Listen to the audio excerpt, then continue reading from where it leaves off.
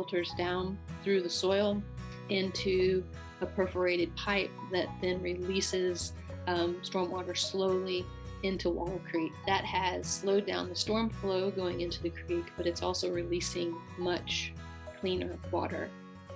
Hey everybody, I'm Candace Shigley with Utah State University Extension and the Center for Water Efficient Landscaping, and you are watching our Water Well with CWEL webinar series.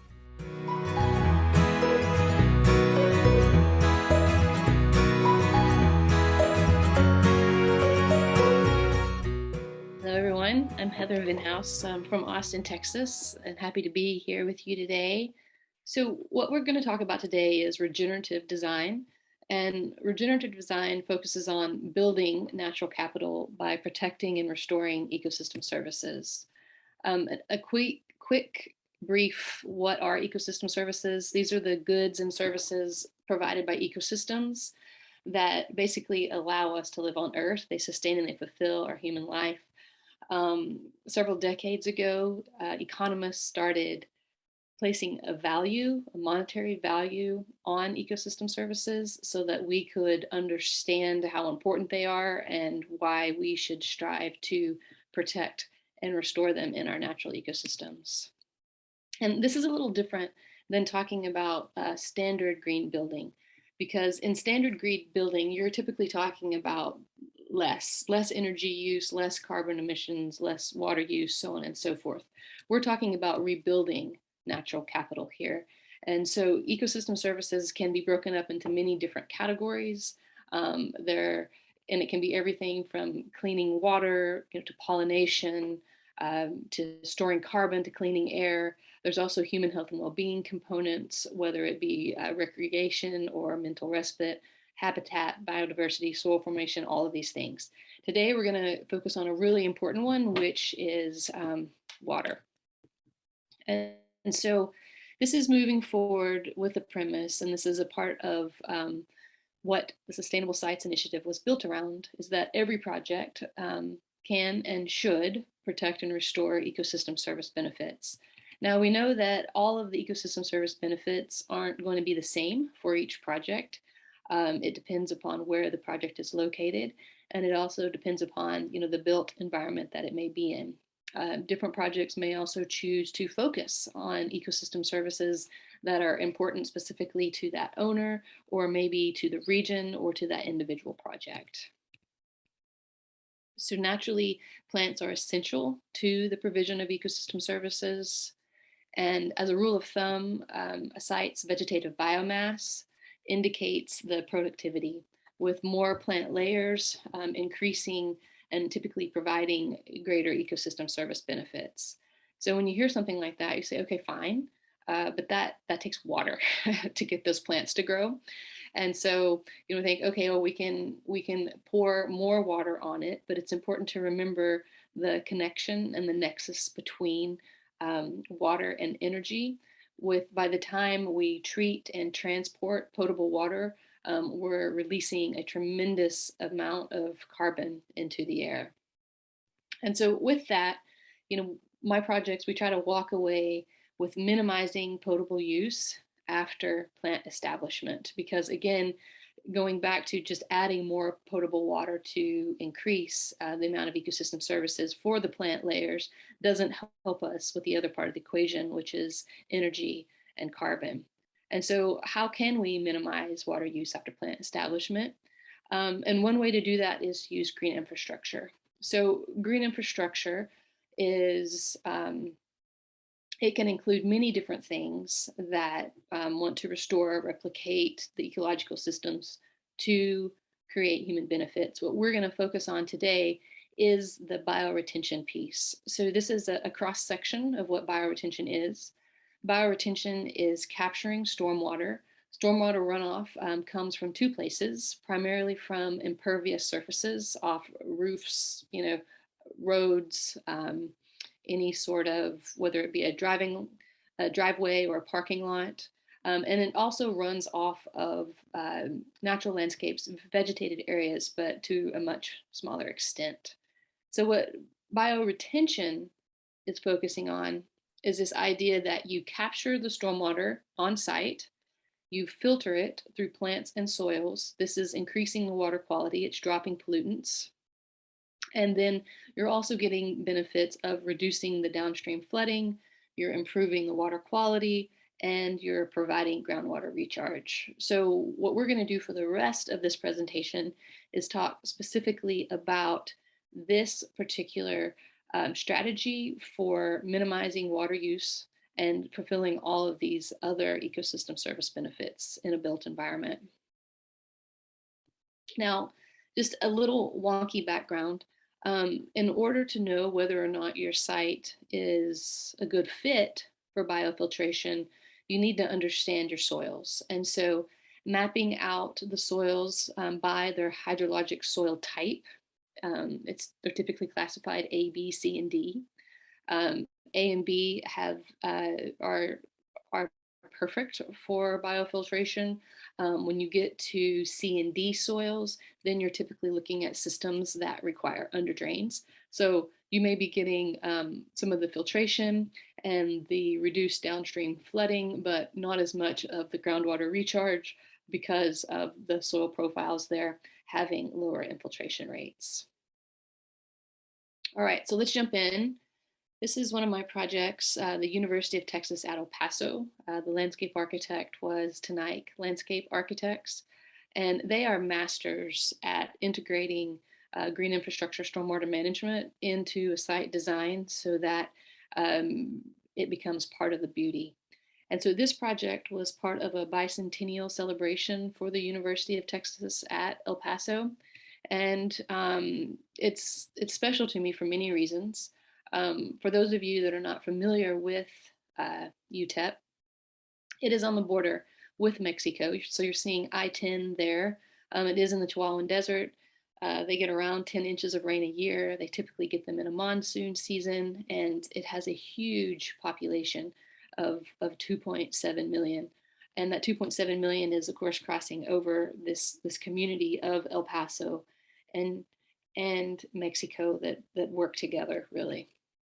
And one of the really special things about UTEP is that nationally, they are ranked as one of the most effective universities in helping graduates from families with very low incomes move up and move towards social mobility. And so what that's saying is that they have a lot of first-time college students coming from backgrounds that may be more difficult, and they're helping them get educations and then move into the workforce and improve their lives and their families' lives.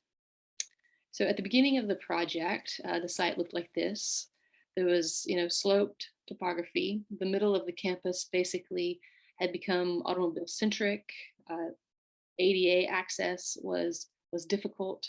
There was flooding, again, because of the amount of impervious surface, a lot of high use water plants and very limited plant diversity that really didn't represent, the ecoregion. So this is an example of the type of flooding that they could get. I know it's hard to think about that in an area that only gets 9 inches of rain a year, but when it comes all at the same time, I'm sure many of you have experienced this as well. There can be flooding. And so what Tanaik Landscape Architects did was they made these arroyo ecosystems that connected the Davis Mountains, wrapped through the project, and then began to manage what was the 95th percentile storm event. So that's around 75,000 cubic feet of stormwater. That's a tremendous amount of water. In these arroyos, they restored native vegetation of the Chihuahuan Desert habitat, which was really interesting. A lot of folks didn't know what that would look like. A lot of the students, didn't know it could be that beautiful. And so if we go back historically to what UTEP looked like, it began with these buildings being placed in the desert with natural arroyos being put in place, or natural arroyos existing, I'm sorry. Over time, those arroyos were filled in, they were paved over. And so, but the water was still there, right? It's still running from the mountains and across the site. And so what Tanaik did was they figured out where these arroyos were historically, working with their civil engineer biohabitats, and they restored that water flow. Now, to do that, you have to understand the watershed of the site, and often, there are multiple watersheds. So, where is this water moving from? Um, where does one drop of water fall, and how does it move across the site, and how does that connect? And you'll notice that the watersheds are typically smaller up top, and then as the grades get lower, they get larger. And so I'll take you through that watershed now. Here we are at the top of the project, located up here. We're going to start our journey right about here. I hope y'all can see my cursor. And then we're going to follow this water path all the way down and around. And so here is, at the top, at the Davis Mountains, collecting water. Up here, you'll notice the arroyos are very small, but you'll also notice that the pathways, and this is an ADA pathway for the students, are going right over and through these arroyos so that they can see the stormwater, understand its value in the desert ecosystem, and then also the changes in the vegetation and climate that it'll provide. And so then moving downhill, they start to get a little wider.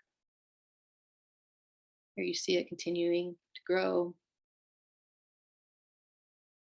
Here you see students crossing over towards the middle, wrapping around buildings here, coming down into larger rain gardens or biofiltration gardens with bridges crossing over. And then this would be the overflow of that system that eventually leads to the natural arroyo and ultimately the Rio Grande River. Now, what was really interesting about this project is in working with the university, they began to understand that partly what they were doing, in addition to managing the stormwater and removing the vast amount of impervious surfaces, is that they were creating spaces for humans, and they were impacting human health and the mental benefits, the cognitive function, the stress release, all of these benefits that are so important in a stressful setting like a college setting. And so by students just being able to walk through environments like this and enjoy environments like this, they were helping them be more successful in their classes. They were increasing their ability to concentrate. They were reducing their stress. They were giving them a place to relax their minds and exercise their bodies before moving into class. And it was wonderful to hear the university talk about this as a benefit and to recognize the human health benefits as well as the environmental benefits. And so overall, they increased the social interaction, by 1,800 seats, all types of places for folks to go outside and be part of this landscape. And then they also increased vastly the spaces for mental respite. So the difference between these two spaces is in one, people can gather. In the other, someone may choose to sit by themselves in sun or shade. They may choose to walk people, but this is a place where it can be more quiet and they can calm their mind. And so, of course, this would be an example of social interaction. And a lot of folks look at this and say, wow, look at that turf grass in the desert. And it's true, there is turf grass in this project, but all of those natural systems that you're seeing don't have the water requirements of this turf grass. So overall, we were able to greatly reduce the overall water use of the site. And then the other thing that's important to remember is that this is a college campus. And so the program requires, spaces for students to gather and to be outside. This is more places for social interaction in the landscape and between the buildings.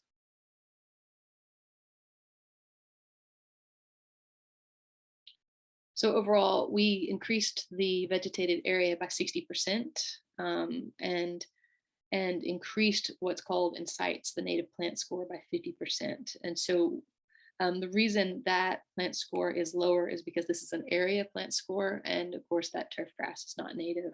But other than that, everything else planted on the site is native to the Chihuahuan Desert. So it's a beautiful project. you're ever in El Paso, I recommend you go see it. This was one of the first large green infrastructure projects in the city. Okay, so now we'll move on to UT Austin Dell Medical District. Oh, I should say, the Utep project was the first site's V2 project in the world, which is pretty cool.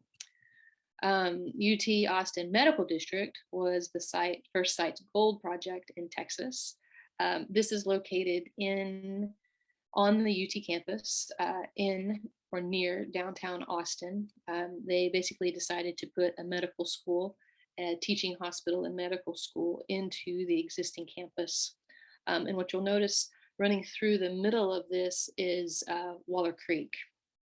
And historically, this is giving you an idea of what the site was before. So here's I-35 that runs through Austin. This is the event center for the university. And then this space is where in 2 years we built a teaching hospital and a medical school. It was crazy. But historically, the university had kind of turned its back on Waller Creek. Austin has several creeks that run through the city and then tie into what we call Lady Bird Lake, which is a portion of the dammed Colorado River.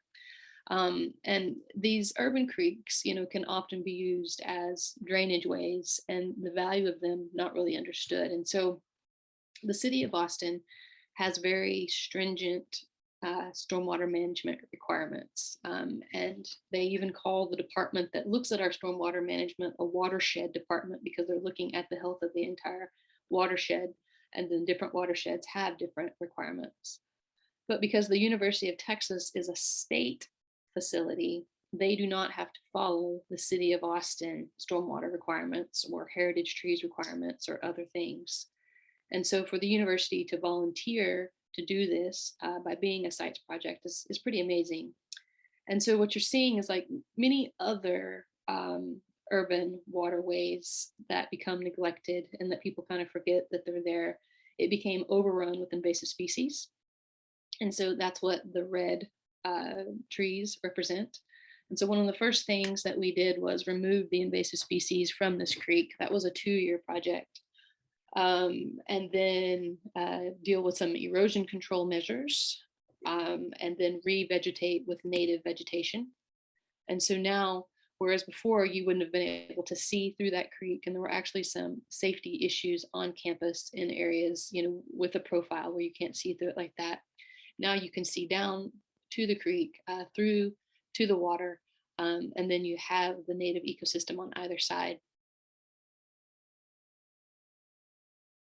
We did restore 100% of the Waller Creek corridor here, with over 50 native species. They're able to hold their 84th rainfall event, which is pretty impressive for the density of this site and where it's located. And then you'll notice that the entire campus is now designed for visual connection to nature. So whereas before the university made the buildings where they backed up to the creek and they literally made it so that you couldn't see the creek, now they're realizing the ecosystem service benefits, the human health and well-being benefits that we discussed earlier of being able to see nature and being able to walk along the creek, and to be able to experience that.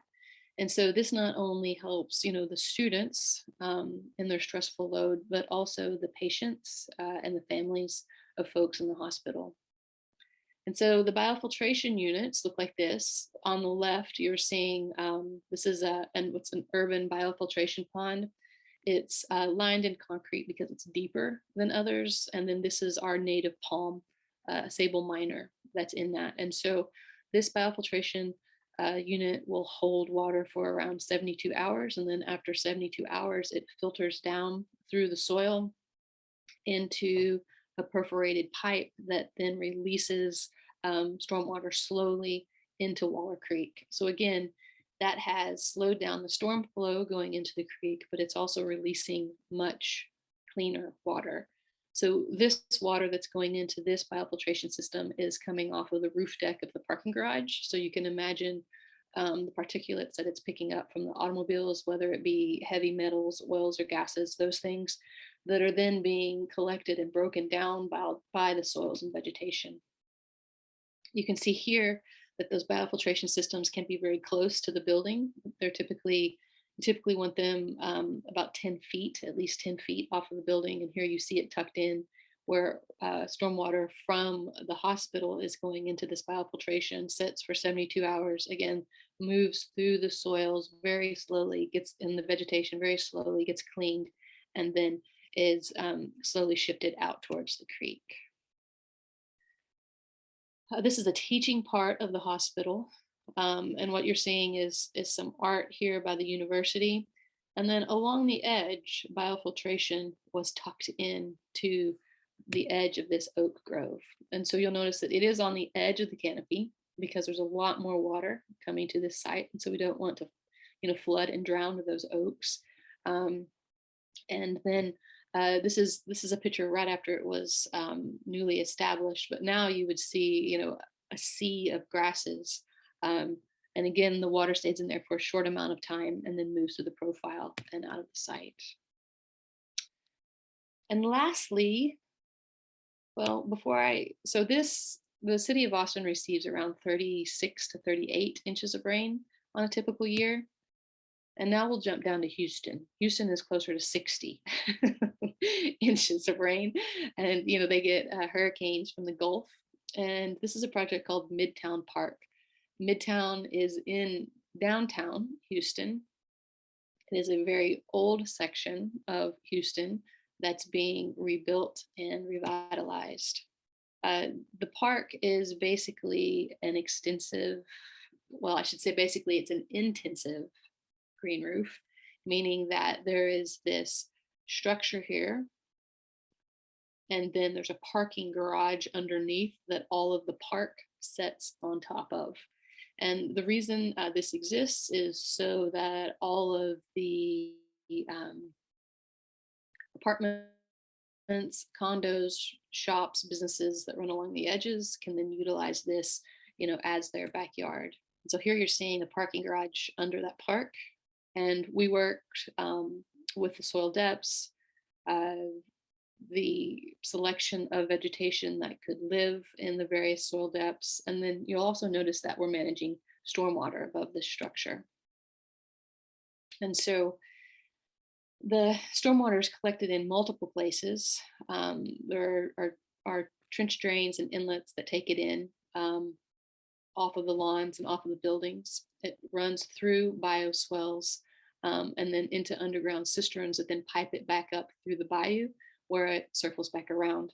So the bayou is a similar concept as the arroyo. You're just talking about, two parts of Texas that are 16 hours apart. And so it's the bayou is the natural stormwater system or natural water rain system in Houston, whereas the arroyo is for El Paso. And so you see a stormwater treatment train like model here, where they're managing 132,000 gallons of water on site and continually recirculating it. And so this is used to irrigate the lawns, to irrigate all the gardens, and then to create these aesthetic features where water moves through the landscape. And then the bayou looks something like this. And this image is showing you how the water is moved around and around. It's wonderful to have this type of habitat and this distinction, between a wilder landscape, if you will, next to a very formal green space that's highly utilized. The park has extensive programming, and so to think that we're managing that amount of stormwater and bringing these ecosystem services into downtown Houston, with this many folks utilizing the space is pretty amazing. Okay, so that is the end of the slideshow. And I hope I left plenty of time for Q&A, which is often the most useful part of the presentation. Yeah, you definitely did. We have about 30 minutes, so don't be shy with your questions. I love that you started from 9 inches of precip and then worked your way up to 60. That was really, that was really impressive to see. Okay, so we have some good questions coming in. So the first one, I'm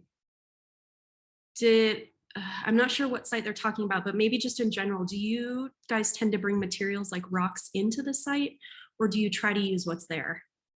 Oh, you always try to use what's there first. Okay. And so that, a very thorough site analysis of all of the materials, of the soils, of the vegetation, of existing concrete, of existing asphalt, existing building materials, all of those things come into the discussion about what we can reuse on site, because you're trying to reduce, of course, the amount of waste, of trash. And lots of things can be recycled, but a step above recycling is the salvaging and the reuse. I love that. How did the Utep address parking after changes were made? They told people that they couldn't park next to the building anymore, that they needed to start hiking in. They have a robust bus system and a robust bike and trail system. And so they really started encouraging people to utilize other spaces than parking. And, it's probably not surprised, but it wasn't the students that had the parking spaces. It was the professors, and they were there all day anyways, and so there were some parking garages and other things built around the outside, but they did create, I can go back to those pictures, they did create a beautiful space for folks to walk through. And I think they talked a lot about the benefits of getting a little exercise before you go into work, and moving through a green ecosystem, and how that can make your day better. So how was that received? Were there growing pains? I think there's always growing pains, but this is also not a great place to be. A parking lot like that, that's serving maybe 100 and 150 cars, that's very hot in the desert, that students were having to walk through, they didn't have a place to gather. It's not a great place. And going from that to something like this, it's a pretty fair trade-off. Yeah, I can appreciate that. So question for you. So going back to the site analysis that they did, and just looking at historic, the bayous or the auroras, how accurate are they when they design these sites? Like, is there some adjusting they need to do, or are they pretty spot on? Well, so there's all types of soil borings and testing that you can use, to figure out where those existing arroyos were. And a lot of times they were filled in with junk, cheap, cheap junk. And so, as you can see, there was a lot of regrading done on this site, a lot of reshaping of the landscape. And so they were able to get close and to find them. The other thing is, you can look at where the water naturally wants to run, and you can follow that, and then find those arroyos or get close to them. But this whole landscape and all of these soil profiles were reshaped. So we rebuilt the subsoils and the topsoils and the whole horizon back, so that you could have this type of natural functioning ecosystem. Wow. And we did it all with existing soils. So once you get the plants in here, are they irrigated? They are irrigated through establishment, and then after that, pulling way, way back and only irrigating them in times of drought. The exception to that is the turf. Gotcha. And when I say drought, I mean extreme drought, like where they're going to die. But very much moving away from this regular irrigation, that the native plants don't need. That's so pretty. So question about the biofilters. So is there an engineered soil mix to satisfy filtration time, or are you able to use native soil? Can you speak more to that? Yeah, so that goes back to the slide that I had earlier about the type of soils that you have. And so let's see here, let's look at this right here.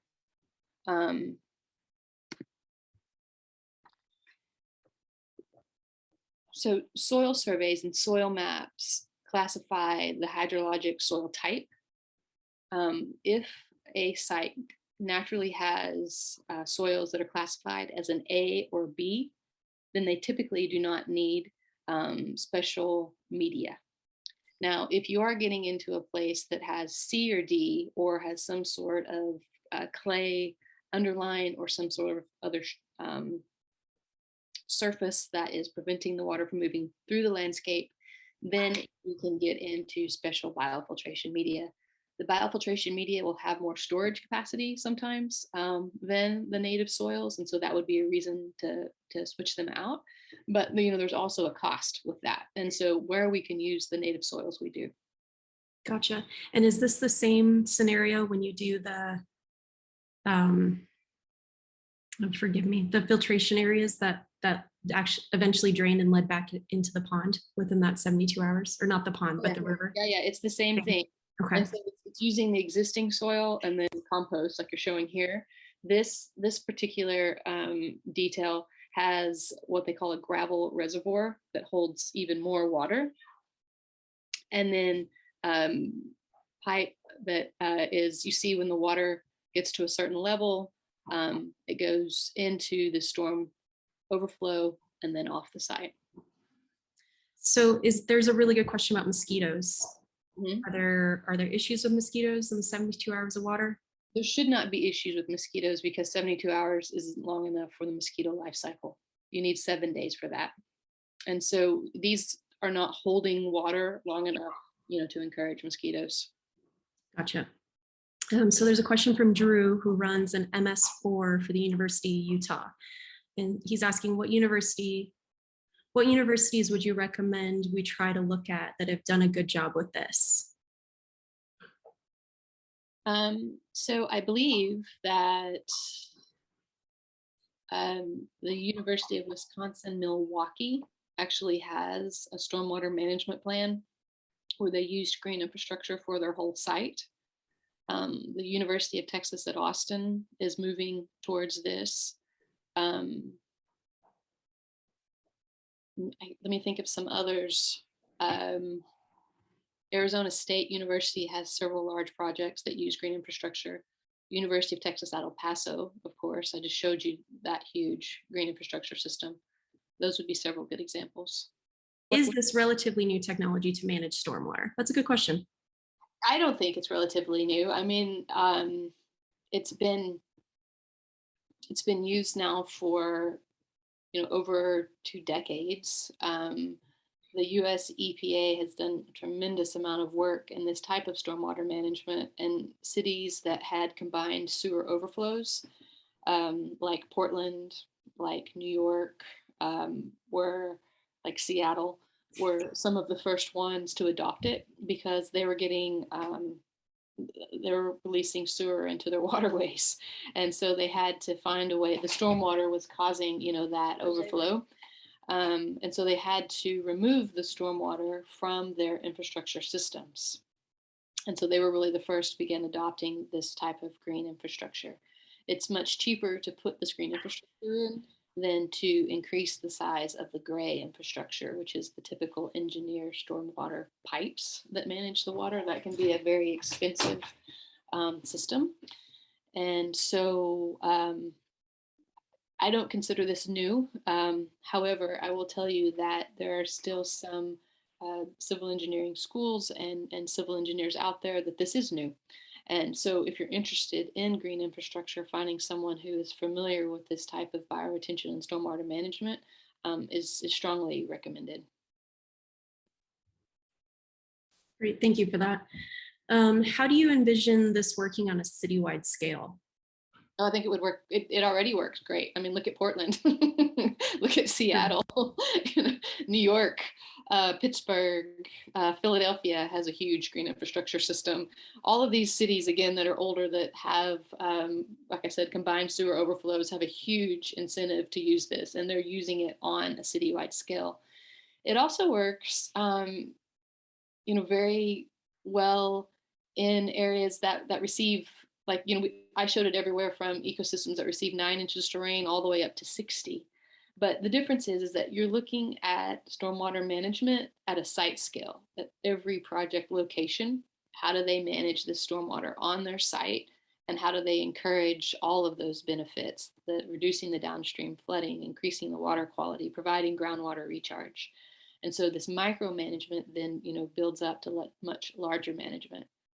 In some places, you will also see regional stormwater management facilities where maybe you have a large development like a mall, for example, that has a lot of impervious surface. And then instead of each individual store managing it, then there'll be a regional management for it that is usually incorporated into some kind of park and green space that can be opened up to the public. Gotcha, thank you. And if anyone's interested about, yeah, you can use it. Just about seeing some more examples on the homeowner scale. About a year ago, we did a presentation about rain gardens, maybe 2 or 3 presentations, and those are on our YouTube channel. And this will also be up on the YouTube channel if you'd like to go back and review these fantastic examples that Heather has shared. Heather, I want to thank you for your time. This really was great. Good. Thank you for having me. Yeah. I look forward to see what y'all do with it. Well, we'll get this posted to YouTube soon, and I'll email everybody info about CEUs. And you guys all have a great holiday, and we'll see you in January. Yeah, happy holidays. Hey, thanks again, Heather. Bye-bye.